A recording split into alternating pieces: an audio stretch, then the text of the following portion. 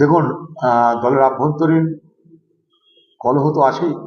না হলে তৃণমূল দলের এমপি রাজ্যসভার মমতা ঠাকুর, ভালো মহিলা যিনি, তিনি ওখানে অনশন করছেন। সেই অনশন মঞ্চে তৃণমূলের কোনো নেতা বা নেত্রী যায়নি।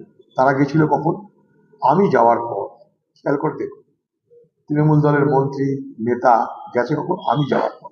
আমি কোনো রাজনৈতিক উদ্দেশ্য নিয়ে সেখানে যাইনি। আমি মতুয়া সম্প্রদায়ের অধিকার যাতে সুনিশ্চিত হয় সেটার জন্য টিএমসি যেহেতু রাজ্যের সরকারি দল এবং বিজেপি যেটা কেন্দ্রের সরকারি দল, উভয় দলের কাছে আমার দাবি ছিল যে মতুয়াদের এই ভোটার লিস্টের নাম তোলার ক্ষেত্রে যে টানাপোড়েন সেটা বন্ধ করা হোক। এবং আমি একটা অর্ডিন্যান্স জারির কথা বলেছি, অর্ডিন্যান্স জারির দাবি করেছি যে মতুয়া যারা, তারা তো হিসাবে তারা বাংলাদেশ থেকে উৎপীড়িত হয়ে এসছে, এটা সবাই জানে। সেই জন্য অন্তত ভোটার লিস্টের নাম সব অন্তর্ভুক্ত করার জন্য তাদেরকে সুযোগটা দেওয়া হোক আলাদা করে। তাই জন্য দিল্লিতেও অর্ডিন্যান্স জারি করতে পারে। পার্লামেন্ট শুরু হচ্ছে 1 তারিখ থেকে।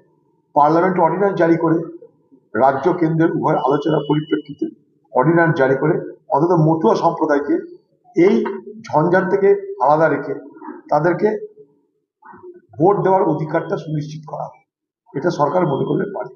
সবকিছুতে ব্যতিক্রম আছে, এটাকে ব্যতিক্রম হিসেবে গ্রহণ করা যেতেই পারে। পরে নাগরিকত্ব প্রমাণের সুযোগ পাবে। কিন্তু যেহেতু তারা সবাই জানে তারা বাংলাদেশ থেকে এসছে, সবাই জানে, দশকের পর দশক ওই এলাকাতেই বসবাস করে, সবকিছু এতে তথ্য আছে। তো সেই হিসাবে তাদেরকে কিন্তু অধিকারটা দেওয়া দরকার।